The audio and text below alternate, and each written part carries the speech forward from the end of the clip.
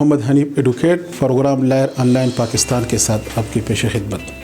जी दोस्तों, गुज़िश्ता प्रोग्राम में हमने डिस्कस किया था कि FIR कैसे दर्ज होगी और उसमें क्या तहरीर करना होता है, ये और इस किस्म की बहुत सारी बातें हमने गुज़िश्ता प्रोग्राम में डिस्कस की थी। आज का जो हमारा टॉपिक है वो ये है कि पुलिस आपको कब गिरफ़्तार कर सकती है और कब उसके पास गिरफ़्तारी का इख्तियार नहीं होता, या बिलफर्ज़ अगर पुलिस आपको तलब कर ले तो सबसे पहले काम आपको क्या करना होता है। दोस्तों, दो किस्म के जराइम होते हैं। एक होते हैं कॉग्निजेबल ऑफेंसेस, काबिल दस्तन अंदाज़ी पुलिस जिसे उर्दू में कहते हैं, और नॉन कॉग्निजेबल ऑफेंस जिसमें पुलिस के पास बग़ैर वारंट के इख्तियार नहीं होता। तो अगर आप पुलिस के पास जिन मुकदमात में इख्तियार होता है, मुकदमात की फिर दो किस्में होती है, एक कॉग्निजेबल ऑफेंसेस और दूसरे हैं वो नॉन कॉग्निजेबल ऑफेंसेस। उसमें ये है कि एक में इख्तियारात होते हैं पुलिस के साथ कि डायरेक्ट किसी को बग़ैर वारंट के गिरफ़्तार करें। दूसरी जो है, जब आपको गिरफ़्तार करती है तो बाकायदा नियर बाई जो मजिस्ट्रेट है, इलाका मजिस्ट्रेट, उससे वो इजाज़त तलब करेगी और उससे वो रिटन वारंट हासिल करेगी। तो जब आपको पुलिस तलब करती है, पहले आप मालूमात हासिल करें कि किस सिलसिले में आपको तलब करती है। आम तौर से पुलिस के पास वसी इख्तियारात हैं किसी को तलब करने के, लेकिन किसी को गिरफ़्तार करने के इख्तियारात ये महदूद है।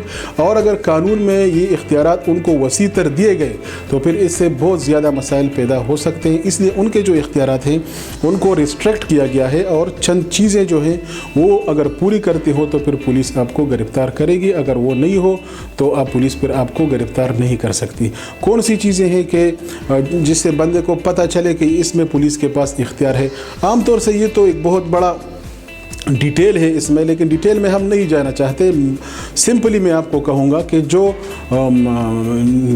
कम सज़ा वाले ऑफेंसेस होते हैं, मसलन जो हीनियस ऑफेंसेस होते हैं, ज़्यादा सज़ा वाले सख्त जराइम जो होते हैं, उसकी निस्बत ये जो छोटे मोटे जराइम होते हैं उसमें पुलिस के पास डायरेक्ट इख्तियार नहीं होता कि वो आपको गिरफ़्तार करे, बल्कि आपका वो वारंट जारी करेगी, और वारंट में उसमें हो तो फिर आपको वो गिरफ़्तार कर सकती है। बग़ैर वारंट के पुलिस आपके घर में दाखिल ये नहीं हो सकती। ये एक मुसल्लमा कानून है।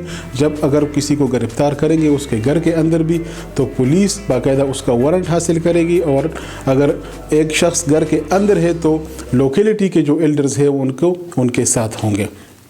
तो गिरफ़्तारी के हवाले से तो ये था। ज़मानत, फिर इसमें बाज़ जराइम जो होते हैं वो काबिल ज़मानत होते हैं, बाज़ नाकाबिल ज़मानत होते हैं। जब पुलिस गिरफ़्तारी के बाद किसी शख्स को अदालत में पेश करती है तो उसमें फिर देखा जाता है कि जो जुर्म सरज़द हुआ है, जिस जुर्म में ये बंदा नामिनेट है, क्या ये जुर्म काबिल ज़मानत है।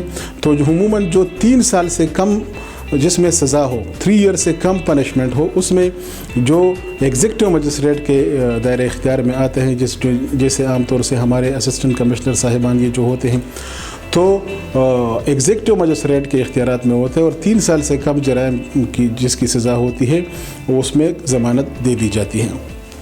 इस किस्म के बाद ऐसे भी जराइम है जिसकी इख्तियार जुडिशल मजिस्ट्रेट के साथ होता है, और जुडिशल मजिस्ट्रेट के साथ भी बाज़ ऐसे जराइम होते हैं जो काबिल ज़मानत होते हैं। जो अगर आप जब मुलज़िम को पेश किया जाएगा अदालत में, अगर सज़ा उसकी कम हो, काबिल ज़मानत हो, शेड्यूल 1 उस CRPC में दिया हुआ है जिसमें बाकायदा चार्ट की शक्ल में लिखा गया है कि ये किस्म की जराइम ये काबिल ज़मानत है और ये नाकाबिल ज़मानत है। जो काबिल ज़मानत जराइम होते हैं उसमें मजिस्ट्रेट पूरी तौर से मुलज़िम को रिहा कर देती है और एक बॉन्ड उनसे लिया जाता है, और जो नाकाबिल ज़मानत जराइम है उसमें पुलिस फिर मुलज़िम को जुडिशल कर देती है। ज़मानत की क्या तरीक़ाकार है, ज़मानत मुलज़िम कैसे करेगा, ये इंशाअल्लाह हम डिस्कस करेंगे आइंदा प्रोग्राम में, और हम आपको बताएंगे कि जब नाकाबिल ज़मानत जुर्म सरज़द होगा और मुलज़िम जेल में जाएगा तो फिर क्या तरीक़ाकार है उसके लिए ज़मानत हासिल करने का। ये इंशाअल्लाह हम ज़मानत पे आइंदा प्रोग्राम में इंशाअल्लाह डिस्कस करेंगे। तब तक के लिए इजाज़त दीजिए। अल्लाह हाफ़िज़।